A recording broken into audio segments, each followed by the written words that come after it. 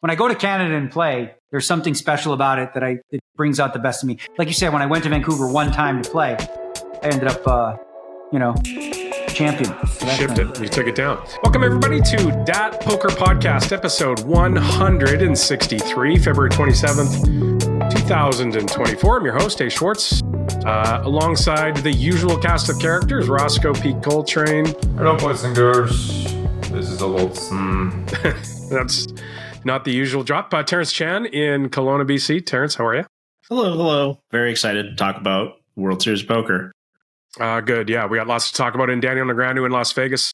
Fresh off the plane from parts unknown. Yeah, well, apparently everybody knows because Chad Holloway posted a picture on Twitter of my car being stuck at the valet. Because I don't know. I mean, I got a Tesla, right? And I didn't realize, like, you have this little key card that you put in the thing. And they're like, the key card didn't work or whatever. I'm like, oh, I think you have to put the car in valet mode. I never valet it as a result. But so my car was stuck there for a couple of days. We just went to LA. Quick trip to do a Prenuvo test, which is just a full body scan, gives you all the spiel about, your overall health. Yeah, well, hopefully it wasn't photoshopped into a handicap spot. But I heard about that Prenuvo test on the All In pod, I think. Chamath was talking about it, something like $3,000 or something. Fantastic. And I wanted to look it up, actually, to do it. I'd love to hear sort of your take on it when you do get the results back. That's pretty interesting. It's the kind of thing I was saying to Daniel before you showed up that like 20 years from now, it'll probably cost like $50. And then if you'll just get one when you turn 40, Yeah, for sure. It'll be interesting. All right. Let's jump right into it. Last show, we got halfway through the World Series of Poker schedule. Today, we're going to kick off and go through the remaining half, talk about what's left on the docket there and the main event of the World Series. But first, we're talking about some prop bets and some different things to spice up. I think back to 10 years ago with bracelet bets to motivate people to play. And I think this year's version of that is a crossbook between your boy, Jeremy Becker, Daniel, and Berkey's guy, Landon Tice. And it seems to have a lot of chatter going in the poker world, and people are set in their viewpoint on where this lands. Everybody's very convinced that their side's the best, which is interesting, right? Because we have poker players who can, organically think about logic, and then, everybody kind of is sure that they've got the best side of it. I think the last I heard of it was Landon's plus 115. I don't know if the market's changed or not, but let's jump into it. Daniel, thoughts on the action you've got booked so far and thoughts on your horse? Okay, so just I'm going to get right into this because there's a lot I need to say specifically about what's happening, right? Okay, so we need to nail down the terms, okay? The terms are not nailed down, right? Now, I want to preface this by saying I don't think Berkey is doing anything shady, but I don't think he understands the opportunity that exists for him to be incredibly shady. An analogy I'll use is this. Let's say I was in Congress, right? I buy stock in a company, right? Well, that company's up for something. Well, if I make this rule set up, this is better for my investment. Okay. So what's happening is he's making side bets. I don't have any side bets outside of this with other people getting plus money on Landon, which is totally fine. The issue comes up when, and this has no effect on us. Literally doesn't matter to us because our bet is our bet. But for those betting, they're saying, I'll lay plus 120, but you don't even know the rules yet. Right? So now Berkey, anytime something comes up, and we'll go over each rule, anything that comes up that is like better for his side bets, he can, because he has a say in the rules. So people are betting on something that doesn't have established rules yet. And, and Berkey has an influence on what rules are agreed upon. So for example, what's an extreme example? So okay, extreme example. Let's use an extreme example, right? Let's say you have the underdog in a bet, right? What do you want? You want more variance, right? So you want mystery bounties to count, right? You hit one of those, boom, you win the bet, right? Additionally to that, there's another thing. One of the first clauses is, minimum 25 events, right? This is a major loophole for his side bets. It's massive, okay? Here's why. Let's say he bet $1 million on the side that Landon wins this bet, okay? After event 25, Landon's up $600. Berkey says, here, don't play the rest of the series. You win. Because why would he, right? So now you're literally saying every event you play in addition to that, you're risking the entire $1 million side bet. That's really dumb, especially getting plus money. That's why I don't really like the side bet ideas because they can be manipulated in that way. So there is other options that I want to get to. in terms of ideas that can preclude that from happening. One is sort of a master sheet of events. Every one of them counts. Whoever plays what, you're booked. You're booked 100% for all the events. That would sort of like hold that. Again, that has no effect on us at all. Whether we play 25 events, 40 events, doesn't make any difference because I don't have any side action. It's just the Crossbook. But for those that are betting on this match, and a lot of people are, like they should take into account the amount of angling flat out that could occur because, you know, they're involved in these rules that sort of do. And again, I'm not saying anything. I'm saying is we're creating a stage where there's a lot of trust involved here, right? In like, what would you do? Well, quick question. Let's say hypothetically, I wanted to bet against Berkey. And so I'm going to be one of these side bets that you talk about. What's to stop me from just saying like, hey man, like I like this side here. I want to bet, you know, I let you bet your boy, but I want to wait until the details are confirmed with Daniel before I know what I'm betting on. Like what's stopping that? That's what you should do. Exactly. Right. So again, there's personal responsibility on both sides. I just want people to understand what they're doing, right? Like understand that when you're making these bets, if you're locking them in already, and here's the reason why that might be important, because as the market moves, let's say somebody gets a line they don't like.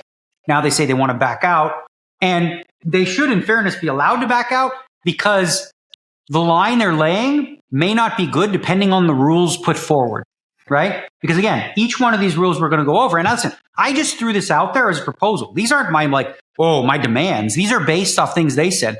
They want to do ROI, totally good with that. You know, they want to do whatever they want. Like, I'm so open. I just think that what's really important is to get them nailed down. And I haven't heard from them since, I guess, for a few days now in terms of reply.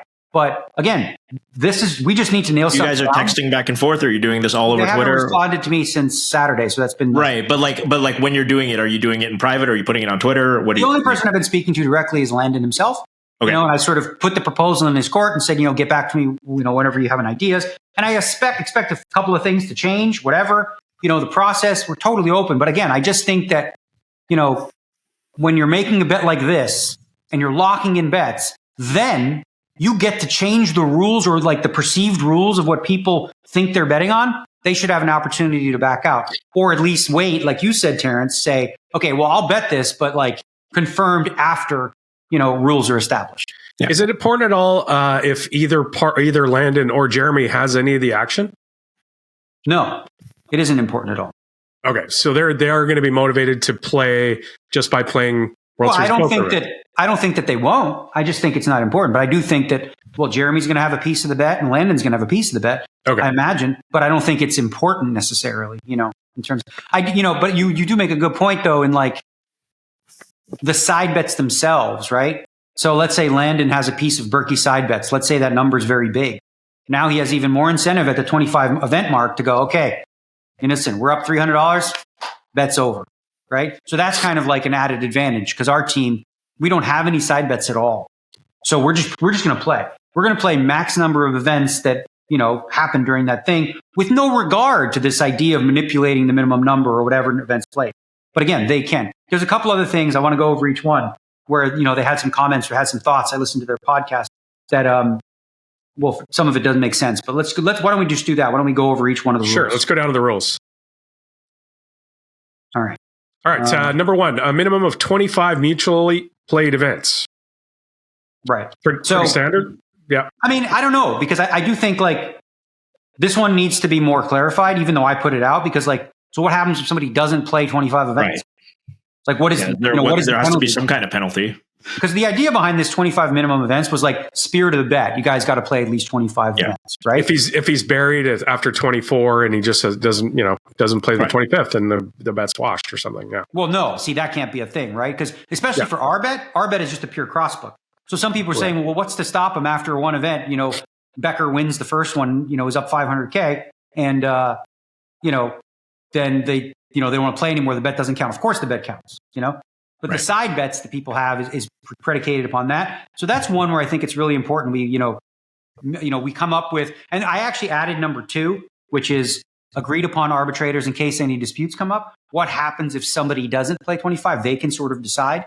But because again, that has no real effect on me. The number of events has no effect on me. I don't care how many there are. Could be 1, could be 100. It makes no difference.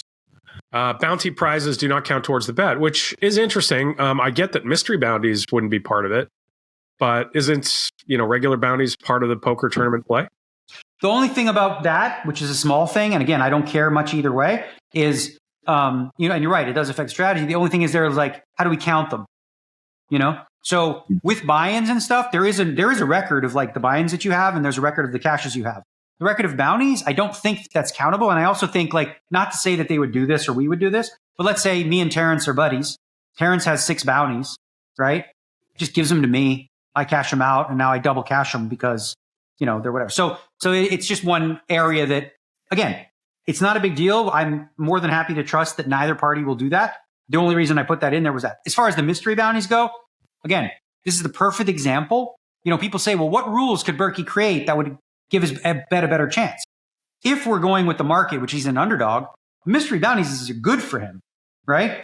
They're like good to count because he could fluke it. You know what I mean? Boom, you pull the envelope, 500K, like that. So that's just it shoots variance through the roof. Even if you are the dog side, it probably is dubious if you're not like infinitely bankrolled. Yeah. So that's why I put that in there. But again, all this is negotiable. This isn't me demanding. So that's what I think is better for the bet, for the spirit of the bet, to not count mystery bounties where somebody pulls the 500K and the other party has to lose 500K on an envelope pull. I wonder. I guess I'm going to suggest that you guys are both very high integrity individuals. As far I don't know Berkey, but I would bet that he's not going to do anything shady. And at some point when you're betting this amount of money on a side bet, and that you just got to kind of trust at some point that some of this stuff isn't going to happen, or should these rules just be laid right out for everybody making those side bets? Like, I would imagine that you and Berkey probably don't need a couple of these, but maybe for the side bets people do. Yeah, I think partly why we're doing this too, most importantly, because again, none of this affects me, right? And my team. This is for the public. And I really do think, first and foremost, I think this is a great thing for poker, what's happening. I think the narrative all summer is going to follow this closely. I think it's going to get a lot of mainstream media attention. This is all part of, like, you can call me what you want, right? But I've been in this game for 30 years, marketing poker and like blowing it up and getting people interested. And I know a winner when I see it. And this matchup, this thing is fun. But I want to make sure people are feeling protected in these bets that they make and they understand what they're doing. That's why we're going over this right now. Move on to the next one. Number 4, the night prior or day of the event, there'll be a text confirmation as to whether the event counts as on or off. Once an event is agreed to be on, it counts whether or not both players enter. So this one makes sense because, if somebody makes day 2 in an event the day before, or is off at another property playing $1,000 at the Venetian or whatever. Sick. Has life shit come up. Yeah. But the main reason for this rule is that it's unexploitable. Okay? It's unexploitable. Before a tournament starts, you decide if this tournament counts or not. You cannot manipulate in any way whether or not it's going to count, right? So let's say, for example, you just said mutually played events, right? Let's say Landon's at another property. He's not planning on playing this one, but he sees that, Jeremy busted already, right? Or no, actually, the better example is this. Let's say Landon was considering max late reg, okay? And Jeremy's been playing since the beginning. Jeremy has a massive stack. He's got like 10 stacks. Doesn't make a lot of sense at all financially for Landon to play that event, right? Because because Jeremy has a big stack, he's much more likely to cash, and now you're putting yourself at a disadvantage. So you could literally find these spots and go, you know what? Not going to play. So that's an angling opportunity that this idea eliminates. The other option we can do, which I'm totally for as well, is let's come up with a list of 80 events, right? They all count. These events count, whether you play them or not. It's, say Landon's in a day 2, Jeremy plays this event, it counts. So even if Landon didn't play the event because he's in another event, it still counts for Jeremy. I'm more than happy to map out 80 or whatever, 60, whatever, and all of them count regardless of the situation. I'm totally in for that. I feel like that benefits your side because you've got the grinder. Yeah, I mean, you could in theory, that's fine. Like, yeah, but again, that's a question of like, yeah, I mean, again, it would be like, but the other party is like more than capable of grinding as well. It's not like there's any inherent advantage just because my guy likes to play. You know what I mean? Number 5, per event, meaning this is an ROI bet. This is not an ROI bet. Number of entries per event are irrelevant. So you can fire multiple bullets. Okay, so this number 5, I don't care either way. Whether I heard through Landon's team that they sort of wanted to do it this way, but I do want to point out, like, because Berkey in his podcast, and I think this comes from Berkey is not a tournament guy, doesn't know much about tournaments, like self-admitted, he's kind of clueless. And this clip that you're about to hear is about as clueless as I've heard him. He just doesn't understand like what he's saying here. So why don't you go ahead and play what Lamanna said and then what Berkey replied with, because it makes no sense whatsoever. But in this case, we're not talking about ROI. We're just talking about building a stack and cashing for whatever it is. It doesn't matter how much you're in for. That's why the ROI has to count, is what I'm saying. Right? Because like, yeah, you're like, how did he do? Well, like, I don't know, ROI wise, probably not well, but like he definitely would cash more, and he would cash for more if you fire like as much as humanly possible. I would like to make that bet also. What's that? The person who just like empties the clip on re-entries doesn't necessarily over a large sample cash for more money. It's like that's just kind of like not a thing, because if it were true, then it would allow you to ignore ICM for a large chunk of the tournament and ignore chip EV. Which there's just no scenario where you can play losing poker and reap the benefits somewhere else down the line, right? Like, sure, your cash frequency might go up, but the total return on your dollar is, or not even a total return on a dollar. The total collection of what, like the total amount that you actually cash for, isn't necessarily going to go up exponentially. Okay, I'm going to jump in. Okay, so this is incredibly just, he does not know what he's saying here, right? So imagine a scenario. Let's say, for example, Terrence, you had a bet that there's an unlimited reentry tournament at the World Series. It's a $400 buy-in. I bet you $10 million. You must cash. Okay? That's the bet. What strategy are you going to employ to give yourself the best chance to cash? I will be all in every hand. All in a bunch until I build a huge stack. Right.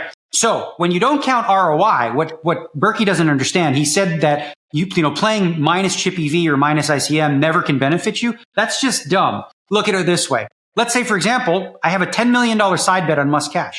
I want everyone at my table, I want to just go all in, blind every hand, so that when rebuy period ends, I have 6 buy-ins or so. Now I can fold out and cash, right? So if every bullet doesn't count against me and it just counts as one bullet, right? Obviously from a pure ROI, that's bad poker, right? You lose money. But if you're eliminating ROI, are you like, what do you say? Do you really think that having 2 starting stacks end of reg or 8 starting stacks, there isn't a significant increase in the percentage you cash? That's not even percentage of cash, but actually gross amount of cash. Yes, gross amount of cash, min cash, all those things. Give yourself. So there's like no question that if you have side action on something like this where ROI didn't play in, if it's a $400 buy-in, you are absolutely incentivized to go bananas if you have, let's say, 300, 400K extra on top on this sort of side bet. So, and the bottom line is this: if at end of rebuy period you have 2 starting stacks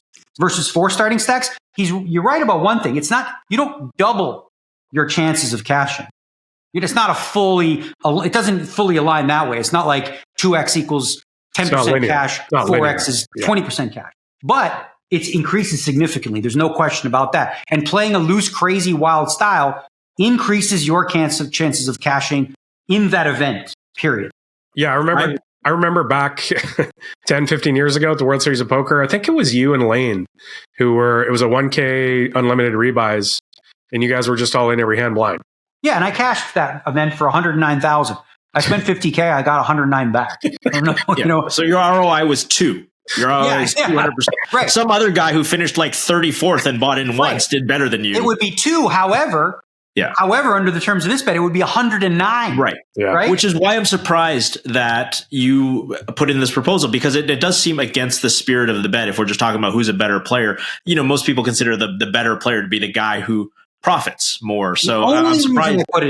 The only reason I put it in was because that's what came to me from their side, right? I'm more than happy to do an ROI bet, and that's easily calculatable because we can get the results from the WSOP.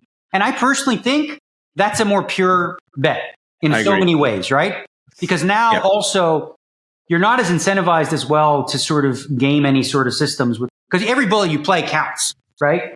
And you know, so now you just have to play well. And if you do fire 6 bullets, like the only thing that could, So did that, if let's say, for example, with the ROI thing, let's say every bullet does count. Okay. Now that's why it's even more important to decide whether you're on or off before the tournament starts. Yeah. Let's say Landon's nose is open. He's in for 10 bullets in an event. Jeremy wasn't even going to play. You have to play now. He late regs. He automatically, let's say, for example, would pick up 9, unless, you know, you bend the stipulation. He has to play. Yeah. So you would have to play something like this. So even if he was dead sick, he just register and just sit there with his head down until he blinds off. I like predetermined, just before an event starts. Let's not have any situation where how the other person is doing in the tournament. And again, this is where Berkey doesn't understand tournaments, where he basically says like the early levels are meaningless. They don't matter at all. It's simply not true. You can ask, you know who you should ask? Ask Darren Elias. Ask Darren Elias what he thinks about that. I'm sure he, in his defense, I'm sure he understands that, like, if somebody 8x's their stack, that you can't, that these situations you've come up with. Yeah, I think he underestimates the importance of a big stack, especially, I'll tell you what, especially in these small buy-in tournaments, right? So think about, you know, the $400 or the 1K, right? You having a big stack with all these weaker players around the bubble, okay? That's worth more than it seems like it would be just on the surface. Just having a big stack alone. In tournament poker, having a big stack in general is worth way more than chip EV because of what it allows you to do, right? I watched, 10K Deuce 7 triple draw. I watched Joao Vieira, who we all know is world class, plays online, plays all the biggest stuff, crushes. I saw him. We were 4 shorts, 6-handed triple draw, 4 short stacks at a table, and 1 regular stack. Okay, us 4 short stacks. We all have to fold basically every hand. Joao opens under the gun, gets called by the big blind, who's the only guy who actually has enough chips to fight back. Yeah, dude draws 2. Guess how many Joao draws? That is correct. Because he was opening blind. Yes. In limit. No, forget no limit where you can leverage even more. He was opening blind in a limit poker game. Yeah, that's an extreme example of the point, right? Just how much value there is in that. So again, I'm easy with either way. Like I said, I think ROI is a more pure version for the, because see, here's the thing. A lot of people are misunderstanding the bet that I have. This isn't a who wins more. It's not like, oh, you know, who's going to win. It's literally just each event, pure ROI. Doesn't matter how much you win by. It's just, you know, whatever. The side bets people are making, though, they're betting on a winner and they want something more of a pure competition, right? Yeah. They're saying, I'll bet on Jeremy. Well, what are you betting exactly? So when people say, I'll bet 10K on Jeremy or I'll bet 10K on Landon, they're betting on the final outcome, the final result number. And so for them, that's a very different proposition than the actual one that the bet is predicated upon, because there is no side bet. There is no incentive to win. Now they do have that because he's making side bets at plus money. Number 6, if one player cashes and the other does not, the amount lost is the amount of the cash plus the amount equal to 1 buy-in. I think I wrote that incorrectly, and it's come to my attention. Yeah, that's a mistake. If one player but it's not a big deal. Like, we'll figure that out in terms of how much you get, because you don't have to add the buy-in because you don't win the full amount. So let's say you buy in for 1K, you cash for 3K. That's plus 2K, not 3K. Right. It's already in there. Yeah, so you don't have to double count the buy-in. So that's just a mistake. But again, that's easy fixed. It's not a big deal. This is the first draft, right? We're working through it. Yeah. Number 7, if both players cash, the amount lost will be the difference between the 2 cashes. Yeah, and that goes without saying. So that's the 7 rules proposed. And you're waiting to hear back from the other side. Presumably they're going through them and trying to figure out, which ones they want to negotiate or. But I think I want to make it very, very clear that we really do not care at all. I don't care how they set up this bet. I know I have a 100% crossbook. I'm usually paid tournaments. That's enough for me. I'm literally only bringing all these points up because of people with side action that can be influenced by this sort of stuff. For us, whatever the bet is, it's fair because we're not laying a price. It's an even money bet. Whatever the rules are for him are the same for Jeremy. So literally, they can make many of them up. It doesn't matter to us. But understand that if they make up bets and have side action, they have incredible incentive to do so in such a way that increases variance if they feel like they're the dog. If they don't feel like they're the dog, then they would want to make rules that lower variance, right? So just be aware of that. And And hopefully we have this nailed down soon. But like I said, I haven't heard from him in a couple of days. I wonder if there's any ethical, quote unquote, ethical wrinkles that we haven't thought of, or you guys haven't thought of yet that might come up. You know, well, I think I thought about midterm. it a lot. But one of the things this is why I think it's important beforehand to have like a 3-person panel. Because like you said, stuff comes up where you're like, wait a minute, we didn't think of that. So having a 3-person panel, anytime there's a dispute, we leave it in their hands, we make our case, and we have arbitrators, which is one thing I love about poker. You remember when we had that arbitration, me and Nacho, and you had Matt Glantz, and then they put in such a thoughtful effort. I was really appreciative of like how much thought they put into it. They ruled, me and Nacho agree upon it. That is literally the most democratic way to settle these kind of things. And, that's why I want to make sure that that's a part of it even before we get started.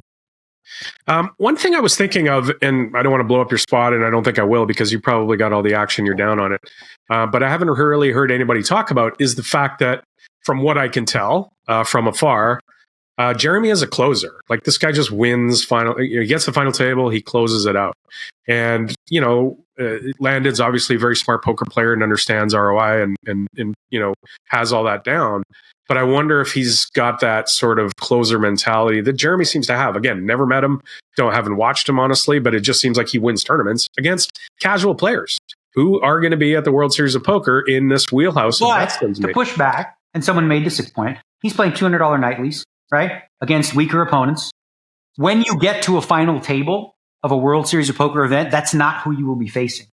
You will be facing good players. If you're playing a 1500, it's not like all random Idaho dudes. There's going to be good poker players, right? So I don't think that, the fact that he closes in small tournaments is some, wow, he's like, we haven't seen that. He hasn't closed any. Look, what is his biggest cash? It's only like 56K or something like that. He's not even cashed for 100K. Landon's had bigger cash than he has, I believe. So again, and I'm not saying, listen, I agree. I think, he's proven at the lower limits he's been a closer, but I don't think there's like this magic secret, that yeah.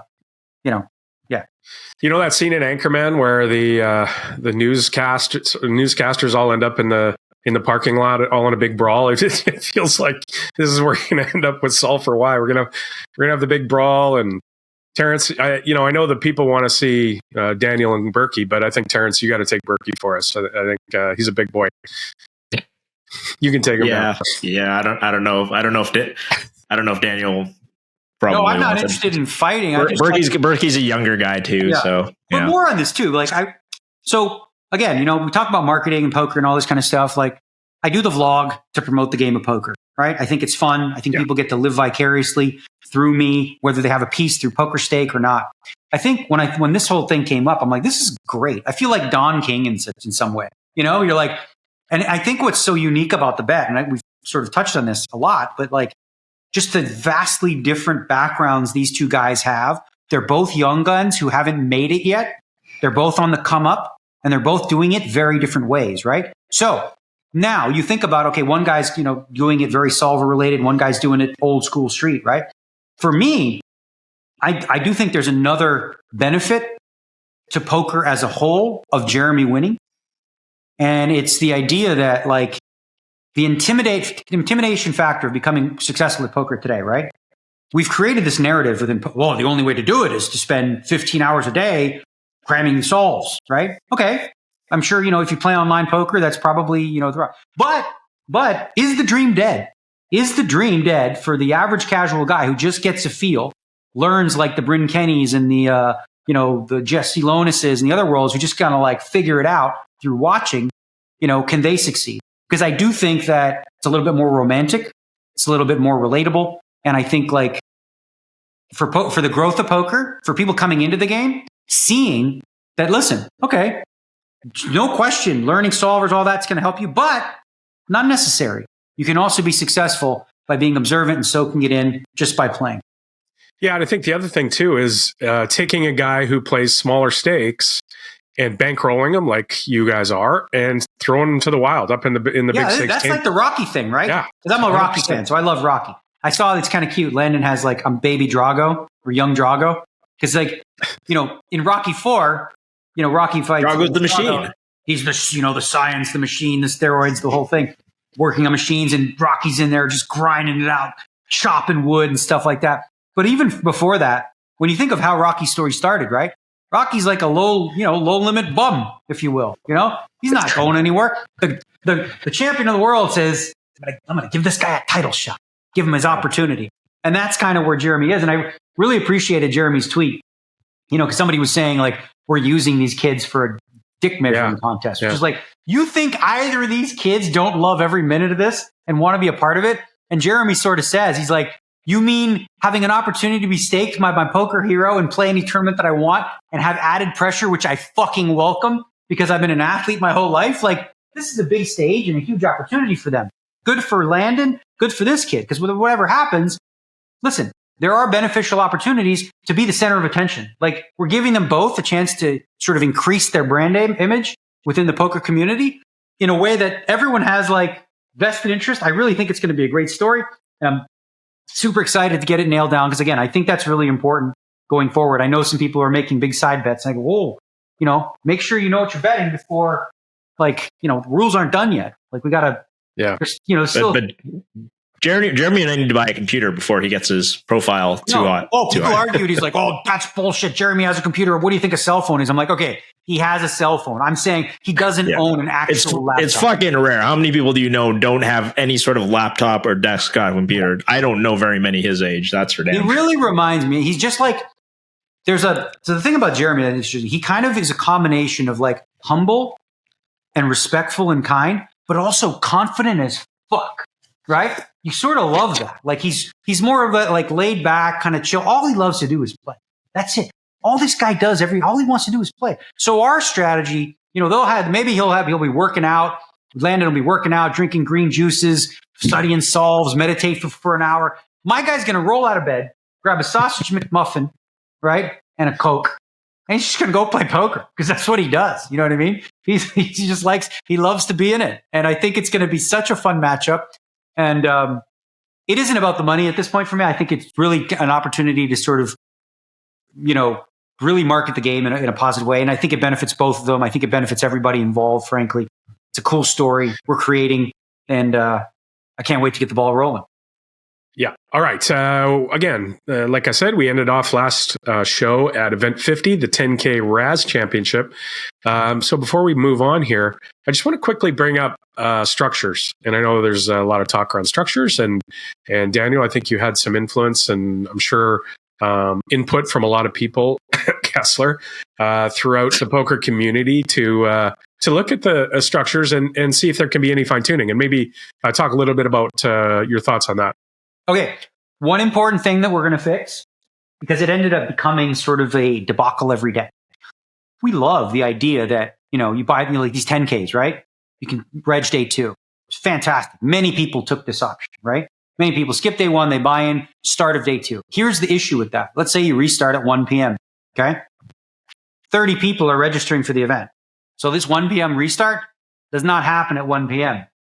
So you're literally balancing tables, you're doing all this sort of shit. So it ends up starting sometimes 1:20, 1:30, and everyone shows up at 1 and they're annoyed, right? Because like, what am I doing here? I'm waiting around for all this shit. So it's because so what one of the major changes going forward will be is late reg will be open 1 hour into day 2. So the tournament will start on time, right? So now instead of let's say if the restart's at noon, you can reg until 1. For example, right? What that does is it gives people a full hour. And listen, right at 1 o'clock, if you're not in, you're not in. The tournament happens. It's going. There's not going to be any stoppages for that. That's going to make a big benefit. So in order to do that correctly, well, what do you have to do? You have to make some tweaks to the structure, right? So one of the things I think people will enjoy is some of the 10K, limit players were like, man, it's too gotten fast or whatever. Put another hour back in there, right? Just put 1 hour back. And then you have the same structure except 1 extra hour on day 2. Day 1. Day 2, I think one of the big pushes was day 2s are way too damn long. All of them being 90-minute levels is on overkill. So make the first 4 on day 2 1 hour. That's it. Simple. So you take like a couple hours off. So essentially what you've done is you've taken 2 hours off day 2. You've added 1 back on day 1. So overall, the tournament's cut 1 hour into it. I personally think you can cut a lot more. But you never want to do anything drastic within the poker community because people go bonkers. Am I wrong? Like, people absolutely lose their shit. Yeah. The other key events that were looked at because I think a lot of people had, complaints. The 3K $2,500 buy-in mark was way too much play. Like, people were playing like a 3K and it taking till day 2 midnight to get in the money or something like that. Especially the split pot games. Yeah. Not so much in the one-way games, but the split pot games. So those have been looked at. One of the things that I sort of had to look at was some of them, because we're trying to avoid this sort of start of day 2 thing, some of them were going way too deep into max late reg ability. Like, there's the danger of, as we know, anytime you allow people, let's say you allow people to buy in for for 5 big blinds. That's bad, right? Because they're way too close to the money if you do that. So some of them we're probably cutting a little close, pull those back. But I think 3K 2,500, you can't. There's no day 2 reg. No, not all of them, but there are some other no limit events and different events that different structures where there was registration. Either way, like just the amount of levels available for late reg. Yeah. What you have to look at, especially for the limit events, is like what is going to be the big blind when late reg closes, right? Right. And also understanding the difference between limit and no limit, right? So when you say, oh, well, you get 15 big blinds for a no limit tournament, or you get 15 big bets in a limit tournament, those are not the same things. 15 big bets is more like 35 bigs. Yeah. It just plays, it's just so many chips. Most limit tournaments, as you know, the average stack halfway through the tournament is between 10 and 15 bigs, right? So like starting with 15 bigs, like that's way too many, Yes. You should get away with you can get away with like 8 or 9, something like that for max late reg. But again, in no limit, the average being 10, that's a little bit too late, I think. All right, Thursday, June 20th, Event 51. And again, we're just going to power through these. You guys stop me if you want to talk about a specific event. Event 51, a $1,500 Super Turbo Bounty, No Limit Hold'em Freeze Out. On that day, we have 3 tournaments. Event 52 is a 5K No Limit 6-handed, as well as the 2 p.m. event, a 3K 9-game mix 7-handed. Then we go to Friday, Event 54, the Millionaire Maker. This is Flight A, the $1,500 Millionaire Maker. Most very popular event every year, of course, and will be the same this year. You're not going to be playing in it, Daniel, because you're going to be playing in Event 55, the 250K Super High Roller No Limit Hold'em, also on Friday, 3-day event. Landon and Jeremy going to fire in that one? They will not be in that one, that's for sure. But I will say one of the interesting things about the 250K, which I saw in this, I think they did a great job and a really smart thing with this, right? One of the things you have to think about is you don't want to completely bust people. Right? So while the other high rollers, you can late reg with like 12, 15 big blinds. For the 250K, reg will close probably 20, 25, 30 maybe, because you don't want people like just auto firing 2 bullets in a 250K. That's just a lot of damn money. And here's the thing, if you allow late reg too deep, like the other ones, a lot of people are going to in for 2 bullets, and that's just a lot. So I think with that one, making it a little more prestigious, pulling that back a little bit in terms of when max late reg ends is beneficial. Because listen, I don't want to rebind that thing, but I will. You know what I mean? Like everyone's going to. Like it's just you don't want to. And also, what you want to avoid too with that one is again, you don't want to make it where buying in max late reg is plus EV on its own, just because you're so deep, right? You want to push that back, especially for a buy-in. It's especially dangerous in very small fields because if you misestimate by a little bit your actual field size, this pushes the payout structure closer to the money if you're off by like a little bit, and then it becomes really valuable to max late reg if the max late reg is close to the. I remember many years ago we were in Australia, myself and John Juanda and whatever, and there was a 250K buy-in, and I rebought once or whatever, and I was done. I was like, fuck it. I'm not going to buy in max labor. Then John actually explained, he's like, I'll buy a piece of you because it's super plus EV to max late reg of this thing. And I was like, why? And then I saw 10 other people do it. So I'm like, okay, I don't feel so stupid spending $250,000 and showing up and having 10 big blinds. It really felt dumb because I'm like, oh, I spent $250K. And then first hand I play, it's like King 9, small blind. I'm all in. Cool. Against Ace 8. I win. Yay. Now I have average stack, but it really felt dumb, But it was plus EV, so I did it. Are you going to, suggest a cap to buy-ins with you guys in the bet? Does a 25K cap maybe come into play or something like that? No, but again, it comes down to this. Yeah. Here's what I want to do with the bet. I really think we should come up with a list of events like here, I think the utopian idea, the easiest idea is it's like, let's just put all these events on there, whichever ones they play count, right? And then just go, boys. Let it roll. And then there's nothing to think about. You know what I mean? You just book. Yeah. No matter what. I mean, I guess you got to ask, like, if you both bomb in the 250, and I know you said they won't be in it, but just for sake of argument, and Jeremy, I think most of this bet is going to be 10K and under. Like Jeremy's probably on schedule to play 125K maybe, but he's not going to be doing that. So again, if we put those in there, we'll probably won't. I don't mind though. Listen, if they want to let's say they want to put the 50K in, right? Okay. If Jeremy doesn't play it, I don't mind booking Landon in it. You know what I mean? That's fine. And if like Jeremy don't, whatever. So if they, let's say for example, Jeremy is not planning on playing that, but they want it on the schedule, fine, fire away. We'll book that. That's no problem. Also that Friday, June 25th, event 56, the $2,500 mixed triple draw Lowball. If memory serves, that's Deuce to 7, Ace to 5, and Badoogie. Yeah, correct. Yep. That's a popular event. So, again, this is a price point day where there's a 250K, a Millionaire Maker, and then a split game for people to play there. That's the one that's so far from the rest of my schedule, but it's such I want to play it so much, so I might just have to come back for the weekend. Why not? Saturday, we go to Saturday. This is Flight B of the Millionaire Maker. Event 57 is the 10K Super Turbo Bounty No Limit Freeze Out. Event 50. Oh, then we go to Sunday because there's another Millionaire Maker flight. We go to Sunday, event 58, the 50K Poker Players Championship, which is right in, obviously if you make the final table of the 250K, woohoo! And you can late reg the 50K, I get it, but I know that event is near and dear to your heart, Daniel. The Chip Reese event, the 50K. Looking forward to getting in that one. I say this is probably one of the juicier parts of the schedule, like really like intense, because you got the 250K, which is awesome on Friday, right? Then on Saturday, on Saturday, that's actually a perfect event. It's like a 10K Super Turbo Bounty. If you're out of the 250K, sure, 10K Super Turbo Bounty, it's a one-day event, go ahead and play it. And that leaves you clear and clean for the 50K Poker Players Championship. And as you said, I believe late reg for that one, you can get in like late on day 2. So there's no overlap. You could play, unless you do really well in the 250K, you can definitely play the 250K and the 50K, and you've got an extra 10K Super Turbo in the middle, which you could play all three.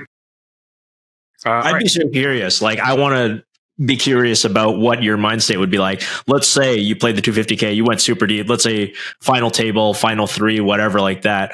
And then you bust. Would you jump right in the PPC right away? You've made a big point about, you felt you played too much last year. You want your rest. Would you be able to just jump right into level 6 or whatever of the PPC and play your A game? I talked to Amanda about this, and what we're going to really do is trust my mind and my body and how I feel. But if I had to guess, I think, playing the 250K, that's mentally draining. You're going to be super intense. So it would make more sense to probably just say, for example, if it, was late on day 1, just come in fresh the next day. Or ledge later. And the structure is really deep. Listen, that tournament, the 50K, you have 100-minute levels. So, and a lot of double levels too. So you're looking at 3-4 hour levels. And so, it's not like, oh, wow, you're max late reg and you have no chance. You're still going to be just fine in terms of your opportunity. Monday, June 24th, event 59, the 1K Super Seniors. This is 60 and older. Adam, you're in, right? I'm edging towards that. Unfortunately, I'll be getting that 4 years from now. Event 60 on Monday as well, 3K No Limit Hold'em. Also on the 24th, event 61, 2,500 mixed Omaha high-low 8. That's the Alan Kessler event. That's the one we talked about. Takes way too long under the old structure. Yeah, that's they were in the money at 11 p.m. or something on day 2, or just a ridiculously late time. There's an argument to be made, and listen, a lot of people make it, and I understand it, and maybe that's something we do, going forward. Of structures should be different based on game type, and this is a good example of a game type that is way slower than if you had a $2,500 triple draw with the same amount of the same structure, same chips. The triple draw is going to go way, way faster. Tuesday, Wednesday, we've got an interesting couple events here for the low limit guys. Event 62 is a $600 Poker News Deep Stack Championship. As well, on Wednesday, there's a $600 no limit deep stack. Yeah, so 2 different events, same price point, both deep stacks. So if you're looking to take a shot at a ring for $600 buy-in, there you go.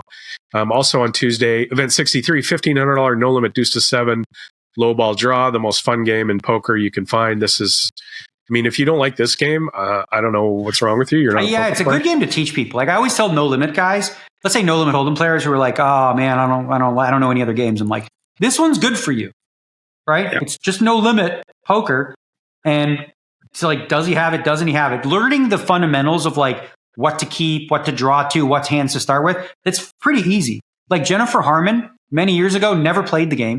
Got a 5-10 minute lesson from Howard Lederer, and she won it. She won the tournament, like just learning the rules on the spot. Because it's really like a good, I know Nick Schulman loves this game. A lot of like pure poker players love it because there is limited information in terms of what you see. So a lot of the skill set comes from, do you think your opponent's bluffing or not? Just that simple. And you get to go all in without knowing what you have. That's right. You don't get to do that in any other game. Yeah. Well, you can, but it's not a good idea. It's actually a good idea in no limit single draw to go all in without knowing what you have. Event 65, the 5K. This is a new event, I think. 5K or a new price point anyway. 5K seniors, high limit, no limit hold'em, which is awesome. It's the about 1K, time, right? Because when you think about like who has money, seniors. That's true. Yeah, 100%. Event also, we're getting to the point where, like, we're soon going to be at the point where, like, online poker players are actually seniors, guys who've just been grinding for 30 years. Event 66, 10K pot limit Omaha Championship. Thursday, June 27th, we've got a $500 salute to the Warriors, no limit hold'em, as well as event 68, $2,500 no limit hold'em. Also on Thursday, the last event, the 2 p.m. event 69. $1,500 7-card stud and 8 or better. Or 5 cards. Sorry, it is a $1,500 7-card stud high-low 8 or better. Friday, we've got a Colossus Flight A.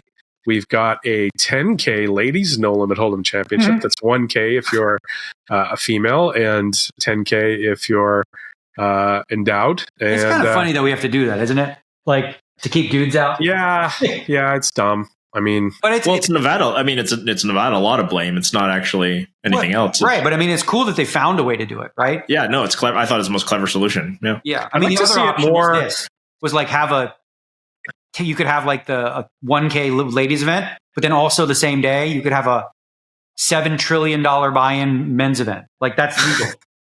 You can do that. Yeah, it's almost like a bet sizing problem too. Like 10K, nobody's really going to pay it. If I'm female and I'm going to be playing this for 1K, I feel like 3,600 or something in there where you're going to get 5 or 10 guys to get it in bad might be better. I don't know. Yeah, I got to make sure that one's right for fantasy though. Like, because now we've changed it where in fantasy, the World Series like the ladies event counts.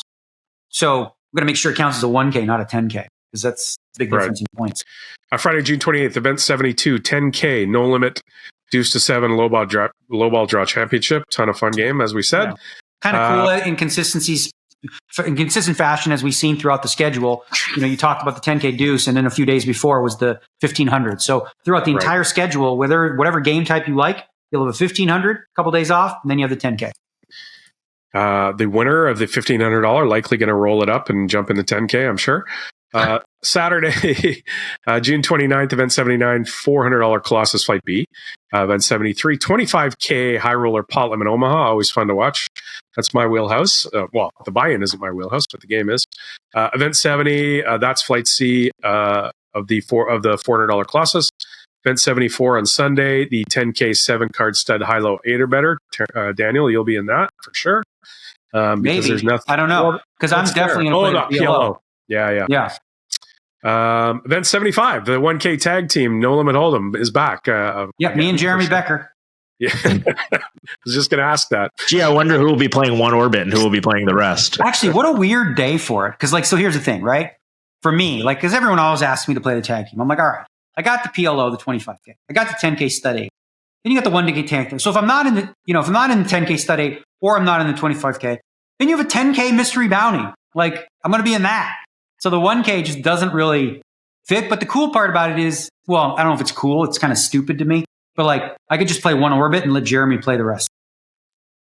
Monday, July 1st, is the $2,500 mixed big bet with all the fun big bet games, 6 or 7 of them.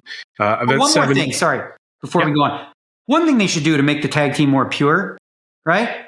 If you really want to make a tag team pure, no breaks. Yep. No schedule. Why would you have a break? Great idea. If you know your other partner can't be there, go to the bathroom. What do we need a break for? That makes no sense. Just get rid of the breaks for that tournament.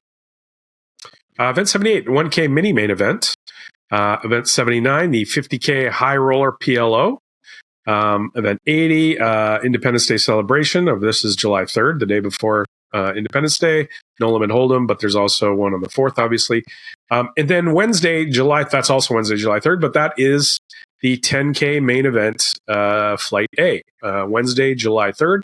Put it on your calendars, boys and girls. That's the start of, there's 4 flights. Flight A, B, C, and D will be Wednesday, July 3rd, July 4th, July 5th, and July 6th. July 7th will be day 2 of ABC, I'm guessing.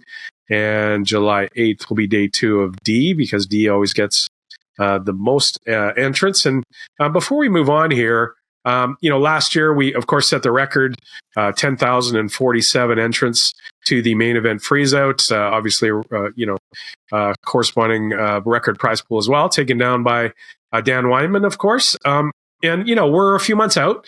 Last year, GG sent almost 800 people through satellites to the main event. And we don't really have a lot of information yet on sort of the satelliting around the world and different places. So, but, if you had to take a shot, guys, do we think we're even going to get close to 10,047? Has poker taken another step, or was that just sort of a one-off turn? Well, sorry. Yeah, jump in there. You bring up a really good point about it. It really comes down to like what GG Poker is going to do.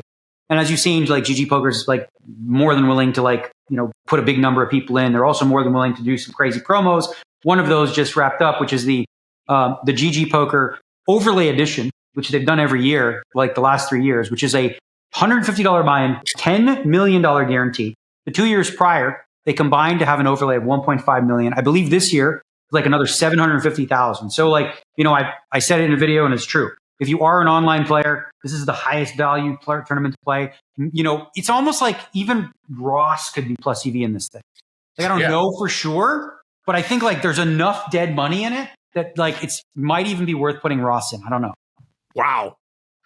Throw our boy under the bus. Ross turned $2 into 5K. Well, how did that happen? I played a $2 step satellite into the $15 satellite, and then I won my seat into the Masters, and I came in 200th or whatever. And you got 5K? Yeah. Well, there you go. Awesome. As I said, if Ross can do it, anybody can do it. Yeah. I just knitted the ROI on that, eh? Knitted it up for 2 days, and eventually I got owned. Let's get Ross in the ROI Crossbook. That's a pretty good ROI. What, $2 to win 5K? Yeah. Really good. Did you get it in bad, Ross, at the end, or did you get it in good? I recorded all of my hands. I don't know. We can maybe take a look at some point, but I played. I can't remember his name now. He's GG Pro, and you guys would probably have to look at it. I think it's pretty close. I don't think I could have folded. All right. Well, hold on to that. Maybe if we have time at the end of the schedule thing, we'll take a look. Yeah. There we go. All right. So obviously, the main event starts July 3rd, but we do have events that run during the main event. Not everybody's going to jump in the 10K. So we have different price points, lower price points that do pop off during main event times. And we've got, again, with the Independence Day, the $800 buy-in, event 82, a 1K no limit hold'em. Event 83, $1,500 8-game mix, 6-handed. Event 84, a $600 ultra stack no limit hold'em. Ultra stack means a bunch of chips, obviously. Event 85. I love the names. The Ultra Mega Tron Super Duper Extra blah. They're funny to me. I don't know. Speaking of funny, this is the Event 85 presented by GG Poker, the 1K flip and go no limit hold'em. This tournament, okay, it is the Degeneracy Hall of Fame tournament, right? Like, who's going to be the whale that's in for the most in this thing? It's like a 1K buy-in, and I think it was Scott Seaver was in for like 40 something bullets. The odds of that were $43,000. What is with 8-handed? I think there was somebody came up with the number of break even where it's like, where there's like a 3% chance of getting one. 3% chance of not getting through. It's like 27 or 28, I think. Really? Yeah. I mean, it converges really fast when you're talking about exponents. Like, basically, if you played 27 of them, you'd have like a 97% chance to win one of them. It kind of reminds me of the old prop bet Doyle used to have, and I think I have this right. You can have Terrence do the math since he's, the math guy. I'm the math guy. Yeah. I don't have the good calculator in front of me right now. Remember that prop bet that Doyle had where it was something about cab drivers having the same birthday? And he would. Yeah. We just talked about that. Jeremy didn't know about that. We were at the hockey game. Everybody knows the birthday problem. Really? Jeremy didn't know it. That reminds me of that, right? I don't know. That was like 22 or whatever it is. Yeah. Okay. Event 84. Again, we're in the lower buy-ins here. This is the ultra stack, Flight B. Event 86, 1K mystery bounty, pot limit Omaha, Flight A. Event 87, 5K. Now just talk about that for a second. Sure. A PLO mystery bounty? Yeah. Like, that's a real wild shit show. Like, you think about, for those that don't know PLO that well, like, you can really kind of, any 4 cards is doing okay against any 4 cards. It's not like you can't get it in like kings against king deuce and hold 'em. Any 4 you have, as long as you don't have trips in your hand, you got a shot. So when you have an added bonus of a mystery bounty, anybody who's a short stack, you don't get to like steal the blinds. That's not on the table. Yeah. On the other hand, if you're a short stack, like your chances of 6xing on the next hand you play is really good. Yes. Yeah. You're going to have to win that pot. Event 87, 5K no limit hold'em, 8-handed. Then we've got event 88, 10K, 8-game mixed. Again, we're getting into this is cool because historically, one of the things that we looked at with the schedules was post main event. Yeah. Mixed game players are like, there's nothing for us. Like, we got no tournaments to play. Now, as you saw, we have the $1,500 8 game, followed by the 10K 8 game. Those are new, right? Those are new additions. And then you're going to see later in the schedule in a few days, there's a 3K horse. And of course, we're going to have a big 25K horse as well. So we've definitely made the schedule more robust for mixed game players to stay in Vegas. And pot limit Omaha. Event 90 is a $1,500 pot limit Omaha. As well, 6-handed, 3K horse you mentioned, Daniel. And then event 92, for those not in the main event anymore, is the 50K high roller. And then event 93, the lucky 7. I don't really know what the mid-stakes no-limit hold'em championship is. I guess it's just the 3K championship for like mid-stakes players. Yeah. Event branding, Daniel. It's branding. Yeah. 94 is the 10K No Limit Hold'em Championship, 6-handed No Limit Hold'em Championship, event 94. 95 is the 1979 Poker Hall of Fame Bounty No Limit Hold'em. Fun event. They're bringing it back. Where does that number come from? What's 1979? 1979 was the first entrance. First year of the World Series, right? Oh. No, the World Series was 1970. World Series was 70. Oh, yeah. Okay. 96, 25K high roller horse. Event 97, 3K pot limit Omaha. Event 98, $1,500 no limit closer. And then event 99, the 1K super turbo no limit hold'em. Let's get all the tables and chairs out. Super turbo fashion. That's your schedule for the World Series of Poker this year. Get in on. One thing about the schedule we haven't released yet, of course, is the online schedule, because there's always going to be online events, right? Within there, like usually Tuesdays and Sunday, there will always be at least one, I think. And then Tuesdays, you'll have some, and then I think maybe some odd days here and there. And then the other thing that should be released pretty darn soon are the actual structures, which I think are improved across the board. Like every year, you get feedback from players, you try to like fine tune. But again, as I sort of mentioned off the top, anytime you make changes, you got to make sure they're subtle, because when they're too big, even though, like I said, I think the 10Ks need a lot more time off day 2. If you take too much off a tournament, people lose their mind. But I think that there's more, like we're going to see starting tomorrow, or I don't know when you're listening to this, the mixed game series starts at Poker Go. Okay. And these mixed game series, they draw really well. People enjoy them. They're 5K, 10K, 15K, 25K buy-ins. And they're 2-day events, right? So, you start, you have relatively reason. And it's like you can max late reg with something like 6 bigs or something like that, or 7 bigs. But it's a decent structure. You don't waste a lot of time. And that's why I think people become accustomed to that. Then they look at the World Series. They're like, yeah, I guess we are wasting a little too much time. Because I think historically, 10Ks are championship events, and that's great. But they used to always take 3 days, and now none of them are. Almost like all of them are bleeding into a fourth day. The Omaha 8, for example, that's a 5-day event, essentially, for a lot of people. So I think there's an opportunity to maintain the play, make it skill-based, but also fine-tune and continue to like cut a little bit here and there. Not excessively, but like here and there. All right, we're up against the clock here, I think. We've got I just want a couple quick things to mention. One of them is the World Series of Poker. We're talking about it. The Circuit Series is coming to Canada, and it's going to be in partnership with... in partnership with GG Poker, teaming up with Great Canadian Casinos to bring the World Series of Poker circuit to the Woodbine Racetrack Casino. For those that don't know, the Great Canadian, that's just Woodbine. For most people, they know Woodbine. Yeah, they know Woodbine. There's Great Canadian in Vancouver as well at the River Rock too. You'll remember the River Rock, Daniel. I think you won the BC Poker Championships there. It's going to be super cool for me because Woodbine, where the tournament's happening, it's like less than 10 minutes from my brother's house. Yeah. He lives out there in Etobicoke. So it's kind of cool for me. Like I get to go home.